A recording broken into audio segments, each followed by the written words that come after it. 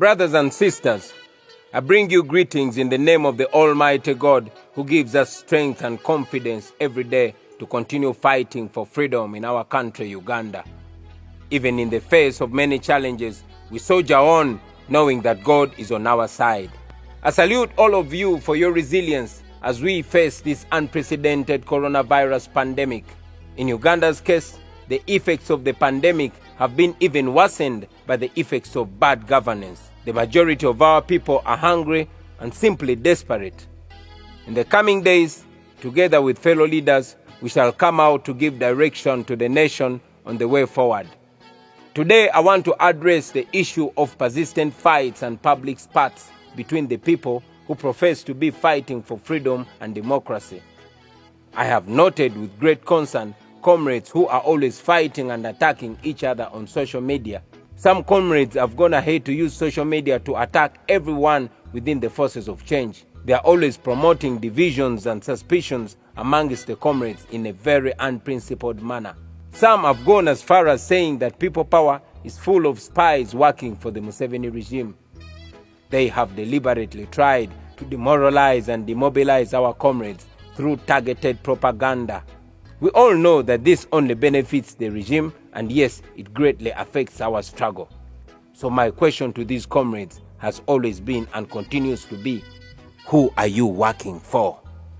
As I've said in the past, everyone whose actions speed up the fall of the Museveni regime is a comrade, no matter which political formation they belong to. And yes, everyone whose actions help the Museveni regime stay longer must be seen with suspicion, and their intentions must be questioned. By now, I would expect all of us to understand that a dictatorship like that of Museveni survives through promoting divisions amongst the forces of change. Why is this not obvious to those comrades? All dictators use the same trick. They always plant people to bring confusion in the opposition.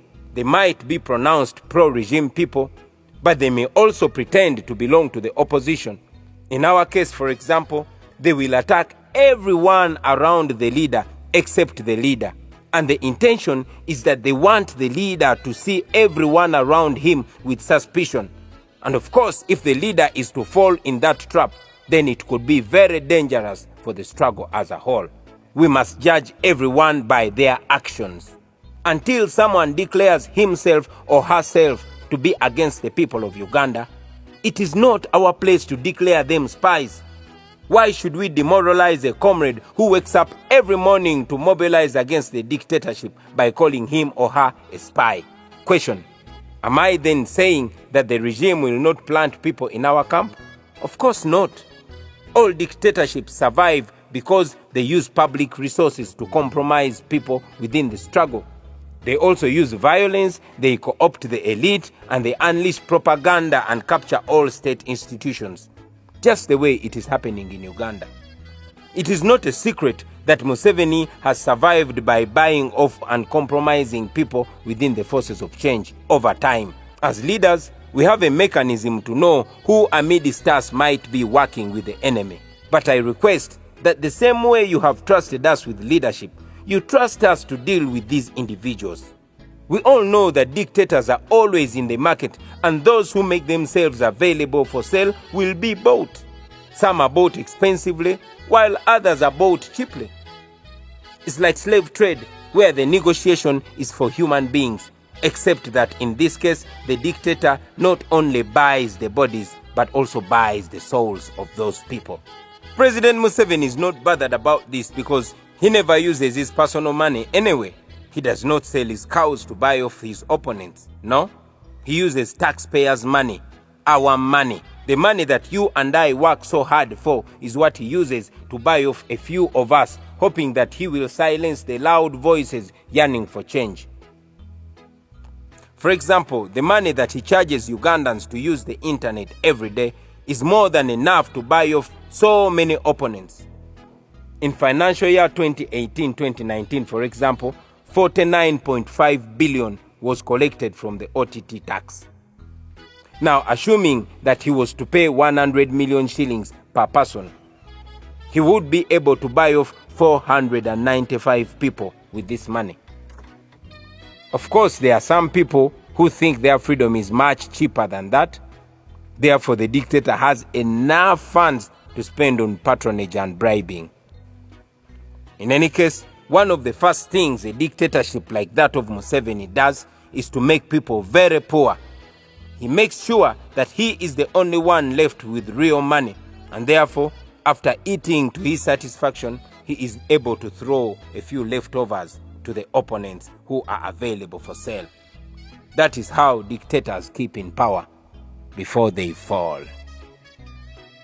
The Museveni regime has excelled in evil, and I'm sure in the years to come, historians will study about it as a classic dictatorship which used propaganda to turn the oppressed Ugandans against each other. But of course, they will also study about us who fought it and brought it down. After stealing trillions and giving a few millions to some opponents, he uses some of those opponents to claim that they quit the struggle because they were not being given money. In my case, for example, the same regime that has blocked most of my sources of income uses people to say that I have a lot of money which I'm not giving out. My fellow Ugandans, let me repeat this again so that it sinks. The Museveni regime is buying people using your money. Those people who refuse to be bought will be harassed, intimidated, and some will even be murdered. So please don't be scared when you see all this. What we are involved in is a real war. We are struggling to get our country out of the hands of a clique of people who forcefully and illegally took over our country in 1986, and they now believe it is their personal property. They have turned all of us into slaves, and we must fight to free ourselves. We are fighting to dismantle an empire.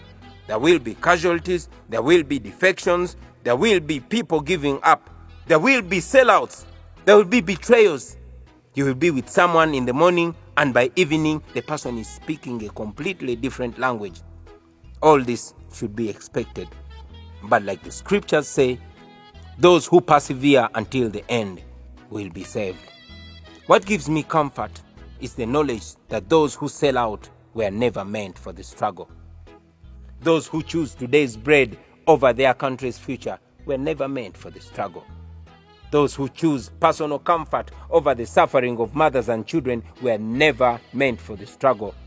Those who will drive new cars over the graves of murdered comrades, vehicles donated by the regime in appreciation for selling out, they were never meant for the struggle. The struggle, however, shall be won. It shall be won by those ordinary women and men of Uganda who understand that good has always and will always win evil. We shall win in the end because the people of Uganda are on our side. We shall win because history is on our side. We shall win because the law is on our side. And yes, we shall win because God is on our side. One falls off, the rest of us must move forward. Freedom is coming soon, and it will be our prize. Therefore, comrades, keep your eyes on the prize. No matter how dangerous and scary those dictatorships have been, they have always fallen in the end. We shall overcome.